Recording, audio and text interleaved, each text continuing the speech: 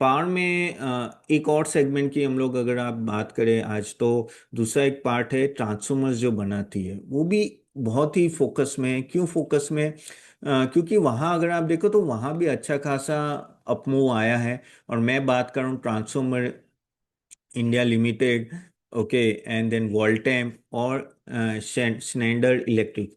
तो इन तीनों कंपनी की बात कर रहा हूँ। वो basically large power transformer manufacture है, प्रीमियम ट्रांसफॉर्मर मैन्युफैक्चरिंग है, और थोड़े ग्रिड में भी इक्विपमेंट्स बना के देते हैं। तो आप बोलोगे तपन ये हिटाची और सीमेंस एनर्जी जी वर्नो से कैसे अलग है? जैसे हिटाची सीमेंस और जी वर्नो, सीमेंस एनर्जी जी वर्नो, वो पूरा एंड टू एंड आपको बना के देते थे।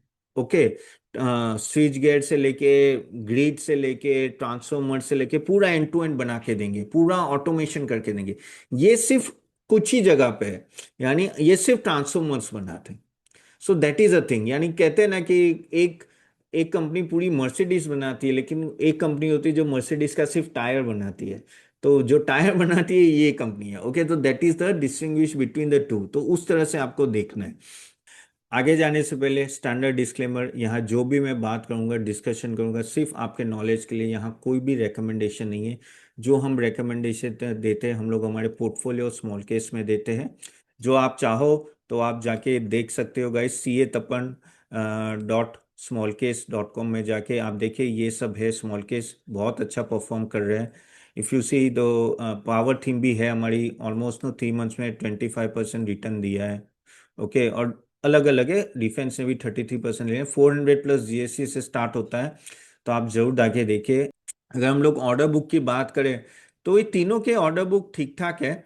और लेकिन काफ़ी वॉलेटिलिटी ज़्यादा है। अगर मैं ऑर्डर बुक की बात करूँ, ट्रांसफॉर्मर्स और उसकी ऑलमोस्ट ट्राई में बोल दूंगा, ट्राई यानी ट्रांसफॉर्मर रेक्टिफायर्स इंडिया, तो ट्राई की अगर ऑलमोस्ट 2 टाइम्स है। वोल्टेम की नहीं है, 0.6 के आसपास है। और शेंडर की ऑलमोस्ट 1.2 टाइम्स है। ये क्यों लिया है? क्योंकि आगे जाके ट्रांसफॉर्मर्स की डिमांड बढ़ेगी। ओके, आगे जाके अच्छी खासी डिमांड बढ़ने वाली है, क्योंकि at the end of the day no, ये डेटा सेंटर्स और एआई और उसके वजह से प्लस ईवी के वजह से डिमांड बढ़ेगी। ओके, तो इसके लिए आपको कहीं ना कहीं बहुत सारी कंपनियां चाहिए कि जो ये सब बनाती है। और प्लस क्या होता है कि एक कंपनी ज़्यादा कैपेसिटी नहीं डालेगी, जितना हो सके उतना लिमिट में रखेगी। इसलिए आपको डिफरेंट डिफरेंट कंपनीज भी चाहिए। लेकिन इसमें छोटे छोटे जो स्विच गेयर्स होते हैं, वहाँ सब भी नो, ये सब कंपनियां बना देती है, हेल्प कर देती है। और डिस्ट्रीब्यूशन में भी काफ़ी हद तक हेल्प करती है। तो ये कंपनियां है ना, काफ़ी स्ट्रांग है। यूटिलिटीज एंड ईपीसी में भी अगर देखें तो कहीं ना कहीं उनकी डिमांड अच्छी खासी है। तो मैं आपको थोड़े फाइनेंशियल्स दिखा देता हूँ कि किस तरह से इसमें लग रहा है। तो just a minute, I just so अच्छा, स्टैंडर्ड डिस्क्लेमर गाइस के आगे जाने से पहले सिर्फ नॉलेज के लिए, कोई रिकमेंडेशन नहीं। Okay, just for your knowledge. यहाँ अगर हम लोग देखें, तो आप देखिए कि ये स्टॉक ऑलमोस्ट डबल हो चुके हैं। यहाँ से देखेंगे आप, ये स्टॉक ऑलमोस्ट डबल हो चुके हैं। और शेंडे तो ऑलमोस्ट 3 गुना हो चुका है। अगर हम लोग देखें तो पी इतना महंगा नहीं लिया है। स्नैडर का पी थोड़ा महंगा है, वो एक थोड़ा महंगा स्टॉक है। आरओसी, आरओई दोनों के, तीनों के ठीक ठाक है, लेकिन शेंडर के बहुत ही अच्छे हैं। स्नाइडर, सॉरी मैं गलत स्पेल कर रहा हूँ, स्नाइडर के सबसे अच्छे हैं। तो उसके वजह से उसको प्रीमियम भी मिल रहा है। ओके, और उसका एग्जीक्यूशन भी काफ़ी अच्छा है। अगर हम लोग रेवेन्यू ग्रोथ की बात करें तो ठीक है, 22-25% के आसपास है, कोई दिक्कत नहीं है। और ये स्नाइडर अपने टॉप पे खड़ा है। बाकी ये ट्रांसफॉर्मर ट्राई तो बहुत गिर गया है, उसका रिजल्ट भी लास्ट टाइम अच्छा नहीं आया था। और देखो 41-48% ऑलमोस्ट गिरा हुआ है। वर्ल्ड टाइम भी अच्छा खासा गया है। तो ये स्टॉक गिर चुके हैं, ऑलरेडी गिर गए हैं। और कहीं ना कहीं हमें आपको नेक्स्ट क्वार्टर के रिजल्ट देखने की, क्या वो अच्छे आ रहे हैं कि नहीं, उस पर बहुत कुछ डिपेंडेंट होगा। स्नाइडर अच्छा तरह से इसलिए परफॉर्म, उसने कंटिन्यूस रिजल्ट अच्छे दिए हैं। प्राइस टू बुक वैल्यू देखो तो स्नाइडर सबसे आगे है। ईवी बाई ईबिटा भी देखो तो ऑलमोस्ट 91 है, यानी बहुत ही महंगा स्टॉक है। जबकि आप वॉल्टेम और नो ट्राई का देखो तो इतना नहीं है। ट्राई के पास है ना सबसे ज़्यादा ऑर्डर बुक है, उसमें कोई डाउट नहीं है। लेकिन क्या होता है कि एग्जीक्यूशन नहीं होता है ना, तो उसमें कहीं ना कहीं प्रॉब्लम हो जाती है। दूसरा एक प्रॉब्लम ये कि डेटर्स डे देखें ट्राई का ऑलमोस्ट 129 है, which is much more on a higher side. Schneider का भी है 103, वोल्टेम का 46 है, वोल्टेम का कंपेरेटिवली कम है। सो अगर रेशियोज में देखूँ, एग्जीक्यूशन देखूँ और उस तरह से देखूँ ना, तो मुझे सबसे अच्छा अगर आप देखें तो स्नाइडर दिख रहा है यहाँ। लेकिन मेन चीज वही है कि उसको उस तरह से परफॉर्म करना पड़ेगा, क्योंकि उसकी ऑर्डर बुक 1.2 टाइम्स ही है, ऐसा नहीं कि बहुत बड़ी ऑर्डर बुक है, लेकिन क्या वो उस तरह से ओवर द टाइम परफॉर्म करेगा। अभी यहाँ से ट्राई की बात करें तो वो काफी हद तक मेजर ट्रांसफॉर्मर एक्सपांशन अंडरवे कर रहा है, यानी अभी बढ़ा रहा है अभी। जबकि वॉल्टेम देखो वो धीरे धीरे अपना ट्रांसफॉर्मर्स का वो सेगमेंट बढ़ा है, और वो ट्राई कर रहा है कि फंड इंटरनली ले। और अगर स्नाइडर की बात करें तो वो मैन्युफैक्चरिंग एक्सपेंशन और लोकल जो प्रोडक्ट्स होते हैं उस पर फोकस कर रहा है अभी। यहाँ देखे तो ईबिटा मार्जिन अगर देखे तो इन तीनों का बढ़ा है, अच्छा खासा बढ़ा है। अगर मैं देखूं कि ट्राई का पहले 10% ईबिटा मार्जिन था 3 साल पहले, अभी 15% हो चुका है। वोल्टम का 13% था, 16% हो चुका है अभी का। इवन स्नाइडर का तो 6% था, अभी 10 से 12%। स्नाइडर का तो ऑलमोस्ट डबल मार्जिन हो चुका है। तो ये पीछे 2-3 साल में जो डिमांड आई है ना, इन सब के वजह से, इन सब कंपनियों को पावर थीम की वजह से अच्छा खासा फायदा हुआ है। प्लस क्या है कि गवर्नमेंट भी जानती है कि ऑयल का ये जो प्रॉब्लम चला है, ऑयल के प्रॉब्लम की वजह से क्या हुआ कि एक तो आपको रिजर्व तो रखेंगे ना कहीं अभी गवर्नमेंट भी चाहते हैं, क्योंकि 90% अपना नो इम्पोर्ट करते हैं कि भाई ऑयल से हटके पावर पे फोकस है और पावर हम लोग जनरेट करें खुद। पावर खुद जनरेट करना है तो कहीं ना कहीं ऑयल का रिप्लेसमेंट पावर में बोल रहा हूँ, तो उसके लिए आपको ट्रांसफॉर्मर चाहिए, तो इनडायरेक्टली इन सबको अच्छा खासा हेल्प मिल रहा है।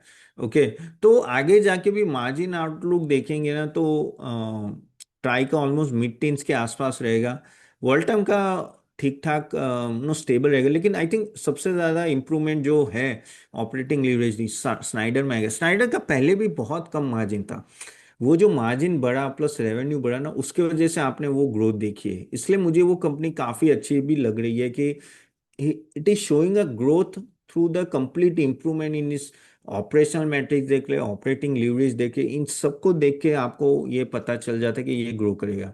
अगर हम लोग एक्सपोर्ट अपॉर्चुनिटी देखें तो तीनों की है।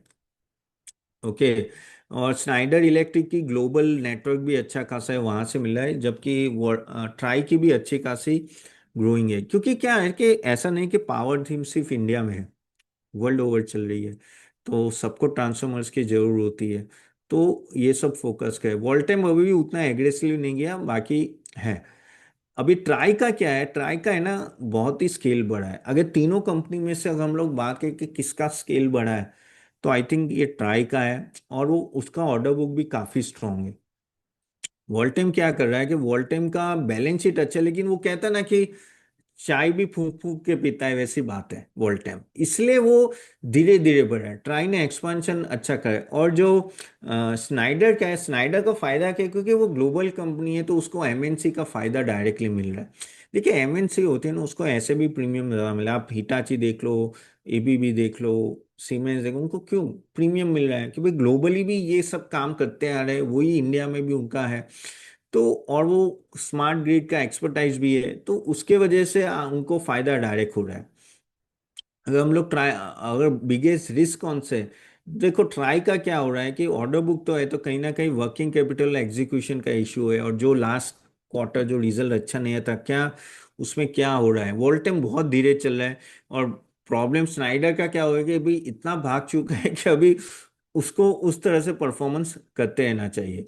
सो this is what you have to see. तो जैसे ट्राई अपनी ऑर्डर बुक बड़ी है उसको एग्जीक्यूट करेगा तो ठीक होगा, और तो ही आई थिंक उसमें ज़्यादा री रेटिंग आएगी, प्लस वर्किंग कैपिटल उसको मेंटेन करके प्रॉफिटेबिलिटी बढ़ाए। क्योंकि अगर आपके पास ऑर्डर बुक है लेकिन प्रॉफिटेबिलिटी ना बढ़े तो फिर प्रॉब्लम है। ओके, और स्नाइडर को नए नए ऑर्डर्स कैसे आ रहे हैं, वोल्टम को भी कैपेसिटी एक्सपेंशन करना पड़ेगा तब जाके हुआ। अब आप बोलोगे तो अपन क्या लग रहा है तीनों में से कौन सा अच्छा है, 1 2 3 एंड ऑल दैट।